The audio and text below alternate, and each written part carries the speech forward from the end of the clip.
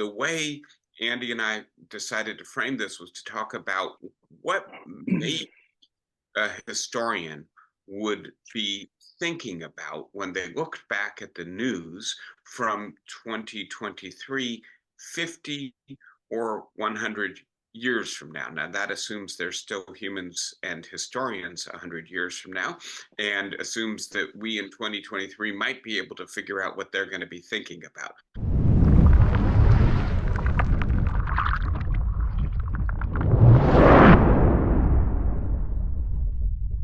Now, let's talk about whether or not 2023 was the beginning of the end of the era of modern liberal democracy. I've got How Democracies Die by Levitsky and Zablat, who also published this year The Tyranny of the Minority, talking about how the Republican Party has only minority support, but nevertheless has 6 out of the 9 Supreme Court justices, basically effective control over the Senate, a current majority in the House of Representatives. And by the way, it's not just the United States. What we're seeing across the world is autocratization as opposed to democratization. The number of people living in societies with regular, free, open elections and intact individual rights has been cut in half over the last 20 years. The number of people living in societies that have unfair elections, that stack the judiciary, that tilt the media landscape, and that restrict the rights of individuals, especially vulnerable groups, has more than doubled. Are we seeing the end of the era of liberal democracy in the world? Not that it was that great maybe to begin with, but I like. Or are we just admitting that it's over, or that it never like existed? This book by Astra Taylor, Democracy May Not Exist, but we'll miss it when it's gone. Right. Why was the United States why was North America so deliberately excluded from that map of places where people live under autocracies? Because the diagram is a little bit old, but also because right now, maybe improbably, the person who won the election in 2020 actually took office, right? And it turns out that still the majority of states in the country allow women access to abortion, right? And you're pretty much free to practice your religion, even if it's an unpopular religion. Let's not exaggerate, but it could be a lot worse and then you don't have to go too far. Democracy in India, in Hungary, we could keep going, Turkey, right, have all really cratered in a way that I don't think we've gotten there yet in the United States. Is it because humans like to be governed by kings? No, it's because kings make the rules. Kings make the rules. I don't think what human beings want or what makes them happy is relevant in this conversation. I don't think it ever has been particularly. Maybe it was when communities were 10 people, but once communities started to be thousands and hundreds of thousands and 1 millions and the rest of it, and, you talked about the situation in this country, David, we have 435 seats in the House of Representatives, right? How many of them are competitive? Yeah. 87. How many people on average vote in a congressional primary election? 68,000. So 87 by 68,000, it gets pretty scary, right? And also, I would also argue that we are reaping the whirlwind of what we created in this country. We did not create a representational democracy. We created the veneer of representational democracy that was designed to protect the interests of a minority. And that minority is white Christian men. And that minority has reasserted itself with the use of technology and has roped in a bunch of other people who are, I don't know what they're thinking, but it's the same as it was. I mean, nothing has changed. White men in rural areas have more power in this country than any other group of human beings in America, period. And I just That's what it was I created just to do, though. That wasn't a mistake. It was created that way. but Dr. Andy, Perez I is also saying, want to point out that, Doctor, that I it want to was say, Dr. Perez is saying that he read that oligarchy is the most stable form of government. Do we have an oligarchy? plutocracy, some such. I don't know what I'll just say, Andy, for a second, and I think historical perspective is important here, right? You're absolutely right that the Constitution and one of the few lines that actually got a standing ovation at the Constitutional Convention in Philadelphia in 1787 was Gouverneur Morris saying the ill that plagues the United States is an excess of democracy, right? And so it's very clear that they saw that the revolutionary genie had gotten out of the bottle, and they were trying desperately to put the people back in their place with the American Constitution. But I just want to do that glass half full side of the story for a second, right? Which is that document did not allow popular election to the Senate, right? It did not allow women to vote. It did accommodate the slavery of African Americans. And even after the 13th Amendment abolished slavery, African Americans were effectively disenfranchised for another century. And by the way, subject to extrajudicial murder if they ever tried to assert any kind of political rights, right? And so in 2023, we're certainly not where we want to be. Add penal slavery, and I'll shut up. Yeah, penal slavery, sure. And the 14th and 13th Amendments allow penal slavery, right? But having said that, I think it's critical to recognize that a whole bunch of groups have struggled really hard to take what was at best a partially democratic constitution and expand it and bend it and use it. And now we have a political party that is fastening on the anti-democratic, the anti-majoritarian aspects to go in the opposite direction. And so maybe we should spend a minute talking about the Republican Party and what in the world has happened to the grand old party, the party of Lincoln, such that it's become the party of disinformation, of anti-establishmentarianism, of autocracy. It's become a personality cult, as far as I can tell. That, in a sense, what happened in the House of Representatives in 2023 shows that it's only the most extreme populist wing of the Republican Party that now can satisfy the base or the main forces within the Republican Party. And so maybe you're right. 2024, the United States will need to be added to the group of countries moving in the autocratic direction. Here's the thing. This is a little fatuous, but it's also true. You have Florida and you have Cuba. They're 90 miles apart. One of them is a hideous left-wing dictatorship that we've fought against since the dawn of time and has never done a single thing to us ever.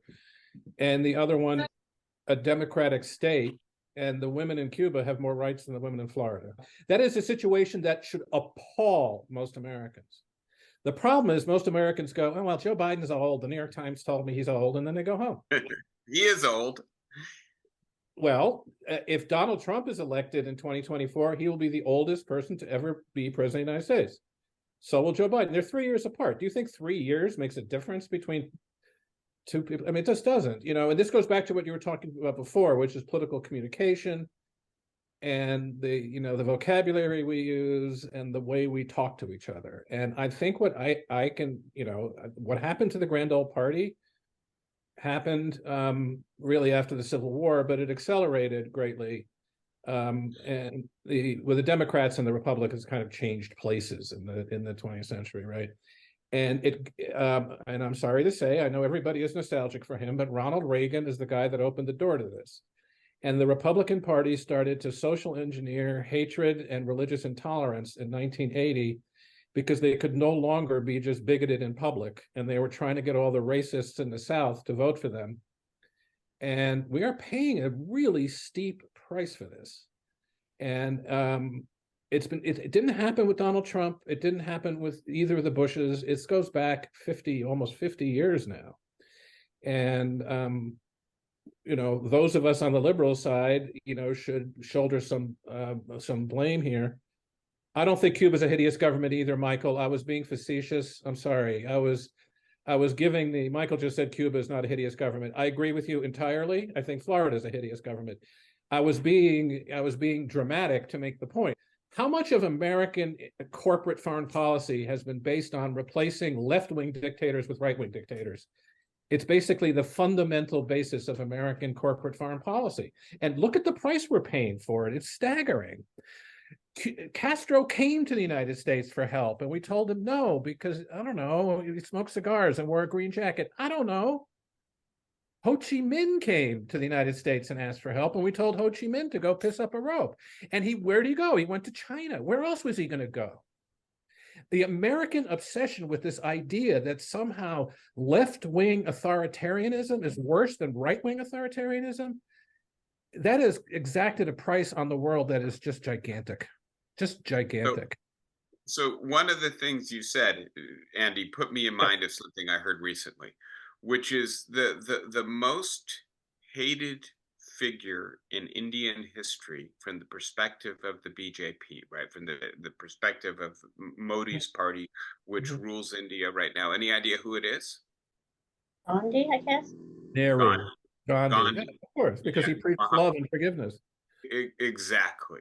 And he wasn't going out and burning down Hindu villages. Exactly. He had a multicultural conception of, in a sense, post-nationalist, cosmopolitan conception of India. And I want to say, although they won't say it out loud, Ronald Reagan has become a hateful figure for the Republican Party. He could never get nominated by this Republican Party in a million years. Never. I mean, and among other things, he was in favor of immigration reform. So in favor of a lot of things, but he was also in favor of racism, which is a problem. Yeah, no, and I'm going to keep coming back to that, And I want to say that I'll take Reagan's camouflaged racism over Trump's explicit racism any day. Michael, will you take camouflaged racism over open racism? Sorry, you don't even need to answer me. That's the thing. I had a conversation shortly after Trump was elected, and there was this seeming explosion of racism. And I said to a friend of mine, I cannot believe how much racism is in this country. And he burst out laughing at me. And he said, "You're a white man." Yeah. He said, only white men say that. And I think there's some truth to that. So I'm sorry, David, I didn't mean to contradict you. I'm just saying that it's so convoluted in the way we talk about it even, Go ahead. Well, I'll put it differently, which is that Ronald Reagan tried to appeal to racists at a historical moment where he felt he couldn't say that out loud, right? Yes. And so that there was a trajectory to American culture with regards to this issue, which was still moving in a progressive direction. Yes. In 1980. And they wanted to stop it. It has boomeranged. It's moving the opposite direction. Racism has become not only tolerable but popular in substantial portions of American society in the 2020s, right? And I find it a little hard to get my head around. I think that's in part right because I am a white man and because I'm, on the other hand, an anti-racist white man. And so it just seems to me unconscionable that we're moving in this direction, but clearly we are. Maybe I'll just speed through this for a second so we can get to the uplifting topic of last topic, war.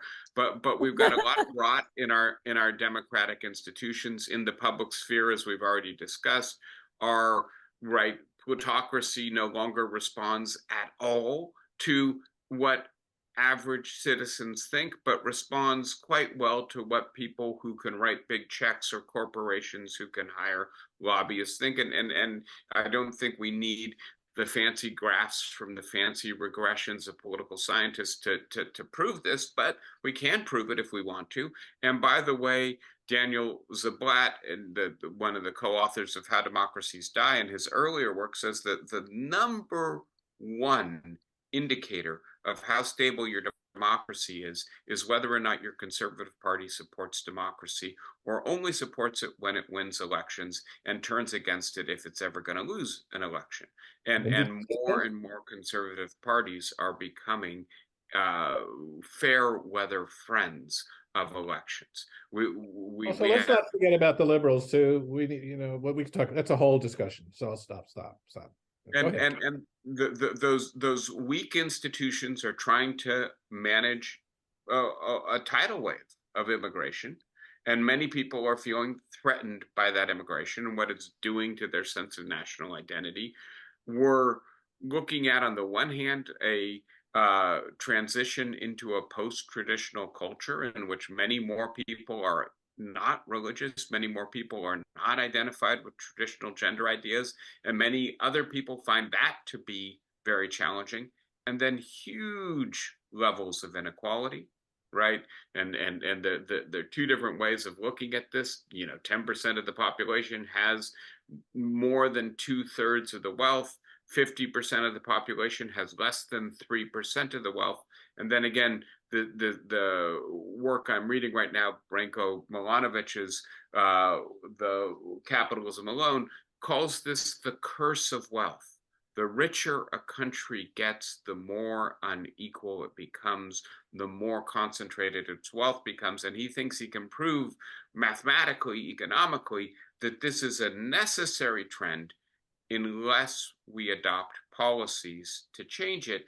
And of course, that takes us back to the fact that our democracies are dysfunctional. We're relying on central banks, on the Federal Reserve, to create our economic policy.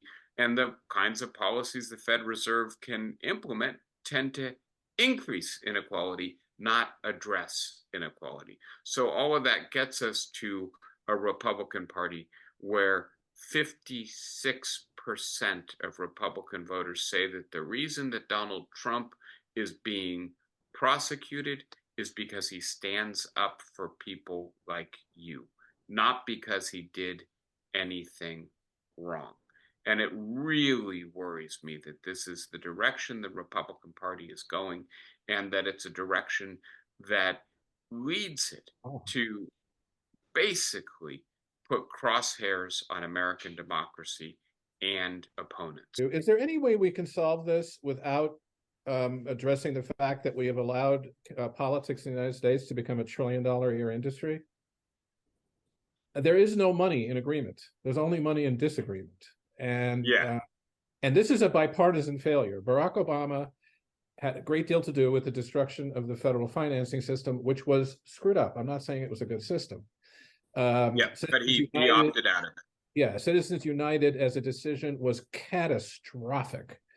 And you see things in newspapers now. They make me laugh when I'm in a good mood, and they make me angry when I'm not. The other day they were talking about Nikki Haley, and they were talking about how she has the backing of the Koch brothers, both their PAC and their super PAC.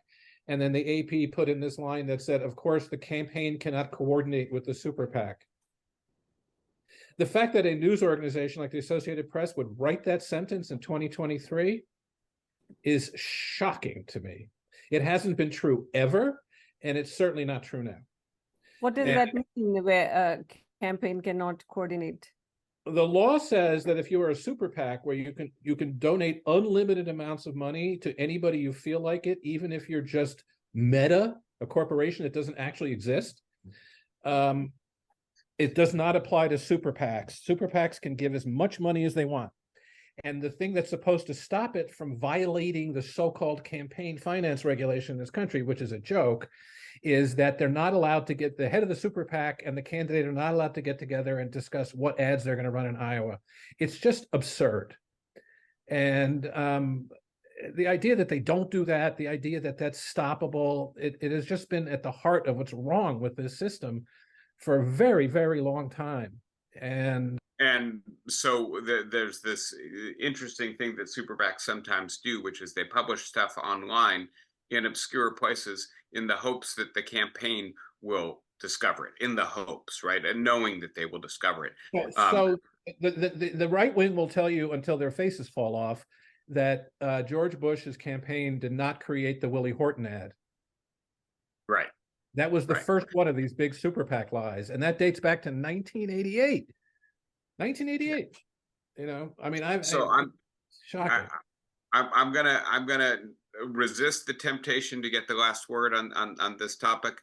I'll just point out that the Republican Party, as it gains power, has an incredibly hard time governing, and so we can see that Kevin McCarthy is the first speaker to be ousted, and lasted almost a record in terms of how short his tenure is, but also that the 118th Congress, which we're in the middle of right now, is so far on record to be the least productive Congress ever. And Congress has been getting less and less productive in terms of legislating, but please note that the 118th is so far only 10% as productive as the 117th, right?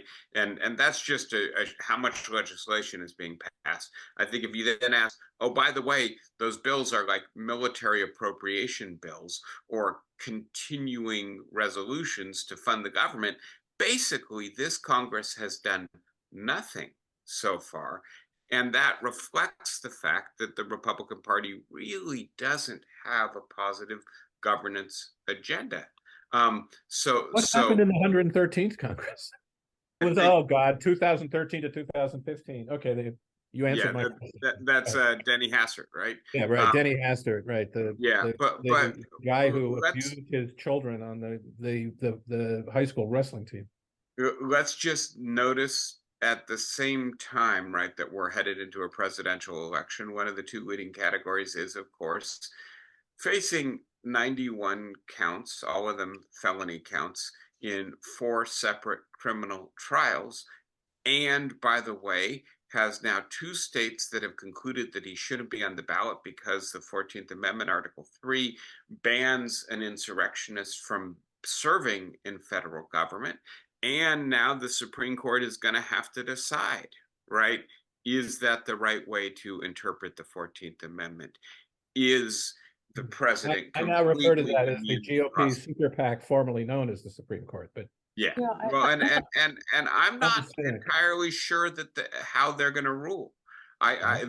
They may be quite radically right, but they don't seem to be in love with Donald Trump.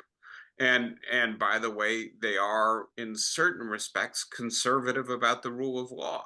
And so it'll be just really interesting to see what happens.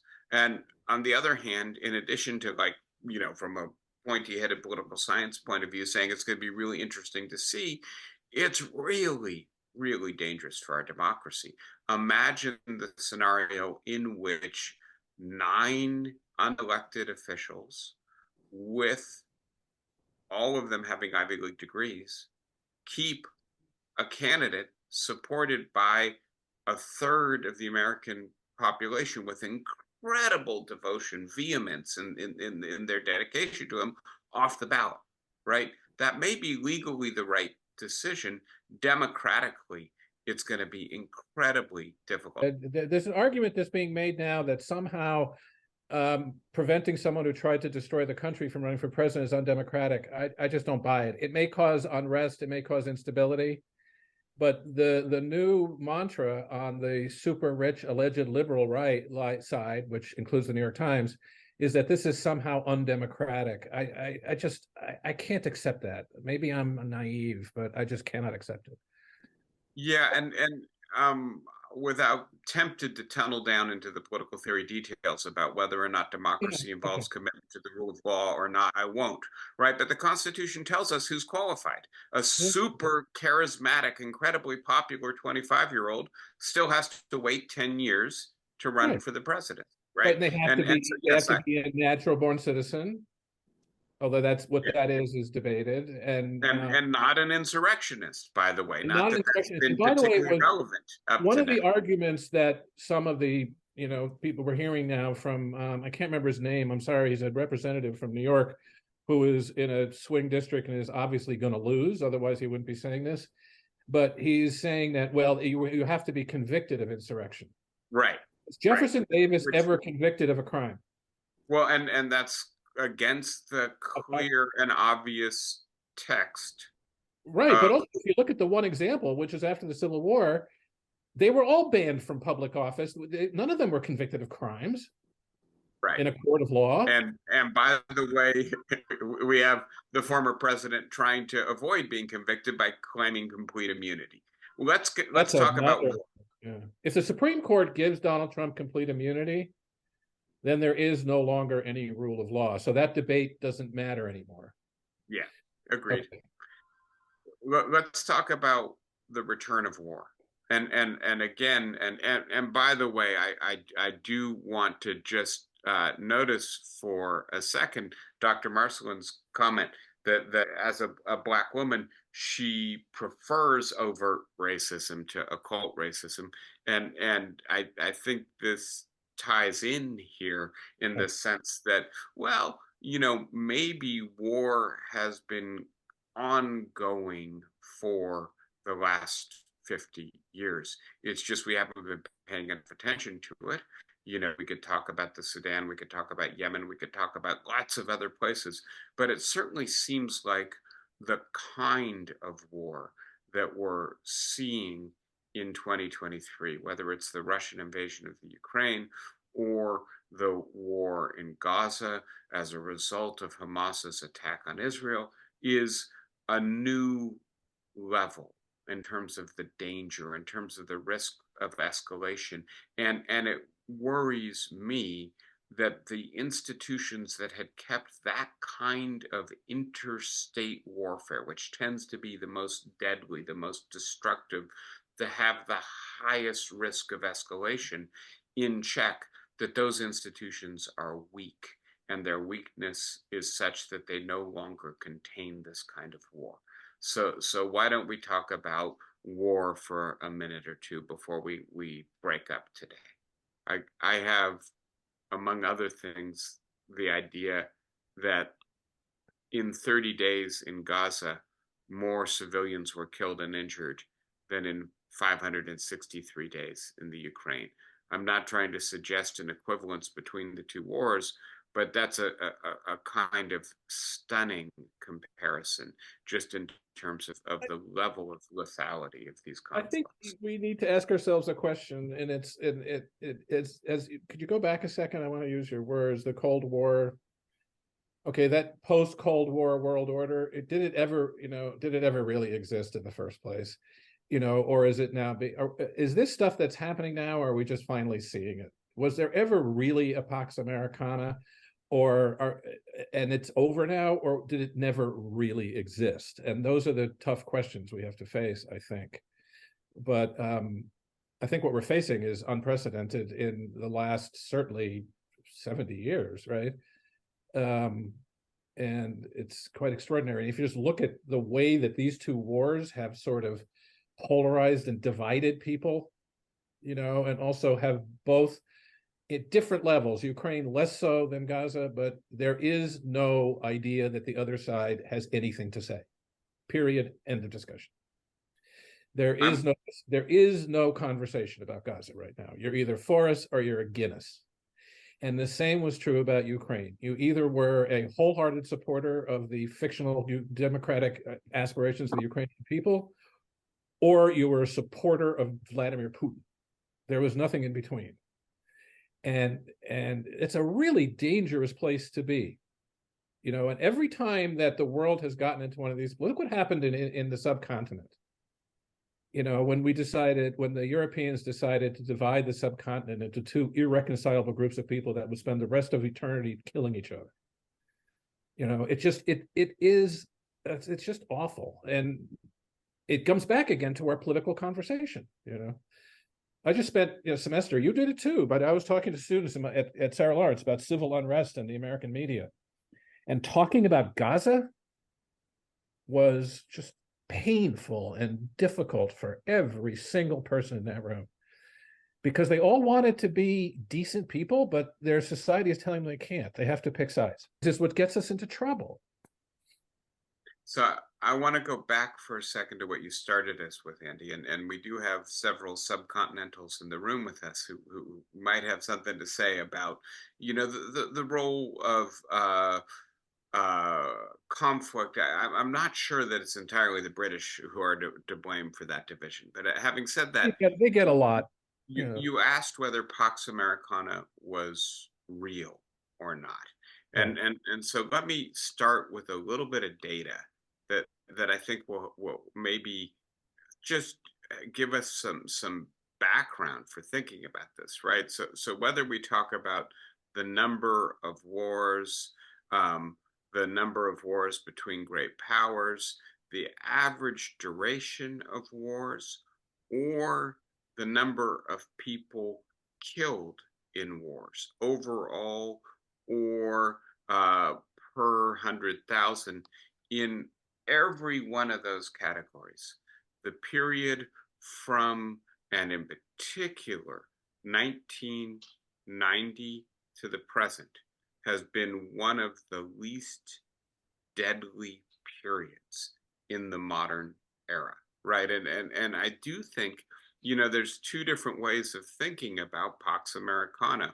One of them is, well, these new institutions, the beefing up of the United Nations, the creation of a war crimes tribunal and international court eventually played some role. Another way of thinking about it is actually, no, it's just that the Soviet Union collapsed, Russia emerged weak, China had not yet risen, Iran was pretty well disorganized, and so not able to sponsor as much mischief as it had in the past or does in the present. And so really what purchased the peace was not the institutions, but the lack of strength among rivals. And I'm totally open to the idea that although the data suggests that the last 50 years have been less deadly than the previous 150 years, that doesn't mean that these institutions get credit. I'll just add, by the way, recognize that we liberal Americans like to point to these institutions, but it appears that much of the rest of the world does not think these institutions are very legitimate. Would those graphs change if you took out all Europeans and white North Americans from the dead? Does that graph still hold if you live in Chad? Well, so in a sense, then you're asking for a different comparison, right? Well, I guess that's what I'm saying. I'm saying that the thing. Look, let's go back to Pax Romana, right? That was the famous one, right? So the Roman Empire kept the peace for how many hundreds of years? Not that many, right? But a few. What did it mean? It meant that if you were Roman and of wealth, then you had a wonderful, peaceful, prosperous life, but everybody else suffered. Right. Yes. And Pax Americana is the same. And I'll do the thing that I do, and it's a little bit facetious, but not really. And if anybody here can name one place on earth where American military intervention led to democracy, I would love to know where it was.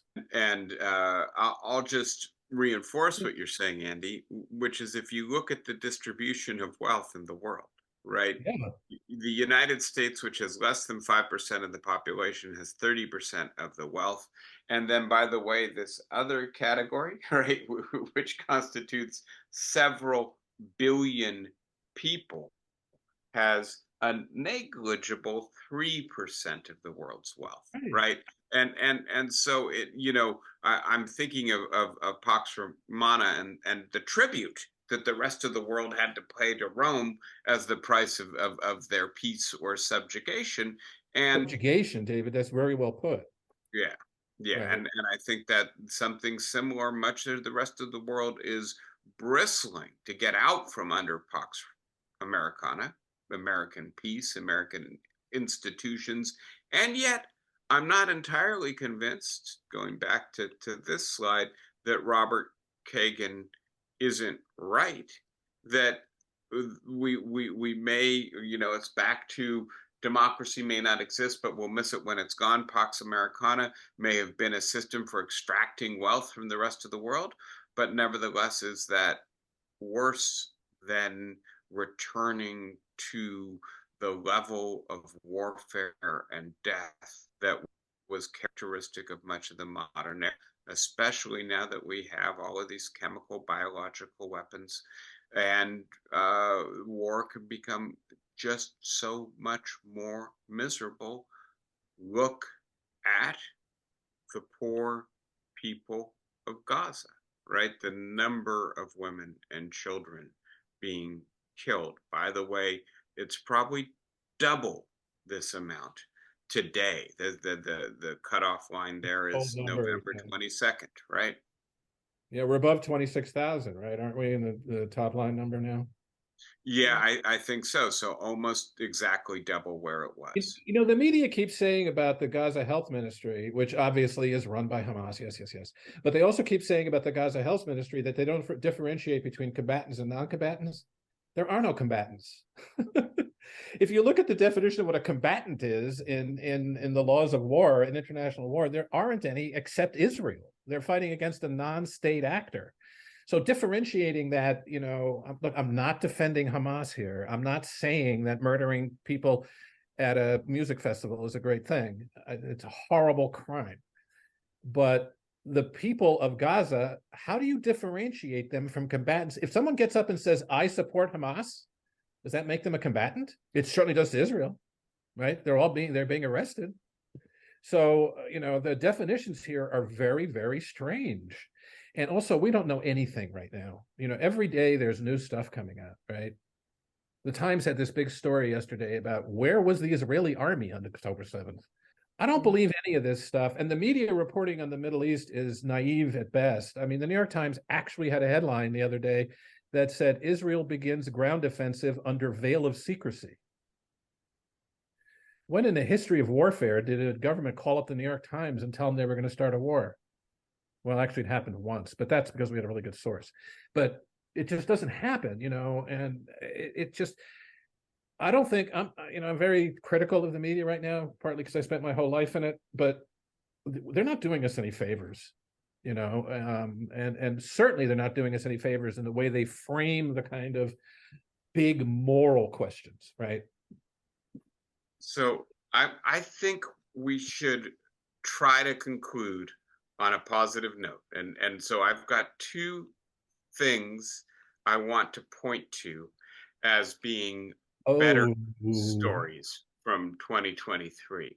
One of them, what the James Webb telescope started showing us about the universe, and bearing in mind our little place in the universe, right? As we dwell on all this awful news, right? And so try to find Earth in the cosmos, right? We are basically insignificant relative to what's out there. And then there's all these fabulous factories of stars and stupendous images. So that's one thing I think we can celebrate in 2023. Is our ongoing exploration, our growing knowledge, and some of it is really quite remarkable. And then I've got one other thing I want to celebrate. This is Ion, and he's new to 2023. And who are you? And by the way, if there's hope for humanity, I think maybe it comes from people like Ion, who are new and innocent and smart and innovative, and hopefully don't make all the mistakes we made. Ion wants to go back to his mom, but how's that for an end of the year happy thought? And whose child is that? But that's Sophia's brother, and his wife. You want to say hi? This is and they're here visiting us for the new year. I'd like to address something that Michael said. Go ahead. I have time. Michael said, we keep talking about women and children. What about dead men? And they matter too. It's laziness, Michael. The media uses women and children as a proxy for non-combatants. It's moronic, but that's what we do. And I want to say it's quite clear that women can be combatants. I don't think So can children, and men can be perfectly peaceful. You're absolutely right, Michael. They're but absolutely I think one of the reasons to focus on children is the reason I just brought Ion. Yes, fair enough. I'm just answering his point. Yeah, absolutely innocent, right? As crazy as their parents may be, you know, at some point you've got to say you don't punish the son for the sins of the father, right? And unfortunately, what Israel is doing right now, what Hamas did, is to punish the innocent for the sins of their governments or the organizations that lead them. Yes. Yeah. I think that's. Okay. I would like to say that everybody could agree with that, but probably not. Probably not. Yeah, I was like, David has missed out the Summer of Girlhood, which was. I was telling we were having some dinner with some friends, and I was telling them we were doing this, and I said we're also going to talk about good news from 2023. Yes. And all three of them thought the biggest good news from 2023 is that Donald Trump was indicted 91 times. Yeah, and I stayed That's how away far from. We've sunk. I stayed away from Barbie because I don't like talking about controversial topics. Barbie was fun. Barbie had a message. Whether you like the message, or you don't like the message, whether you think it was perfectly delivered, you think it was imperfectly delivered, it was an effort. And the thing that excites me is that Greta Gerwig they owe her $1 billion. She's probably the most powerful producer in Hollywood right now. And I think that's amazing. And a young woman, Taylor Swift, is the most successful seller of whatever she sells in the history of selling that stuff. She's the woman. Really cool. An economic force to behold. Yes. All right, everybody. I would be remiss if I don't say Happy New Year. And I do mean it. I think that there's much that we should have trepidation for the coming year. And on the other hand, we can't lose track of the fact that here we are together talking about this stuff with each other, enjoying each other, welcoming new children into the world. And so I hope that the new year has lots of that for all of you.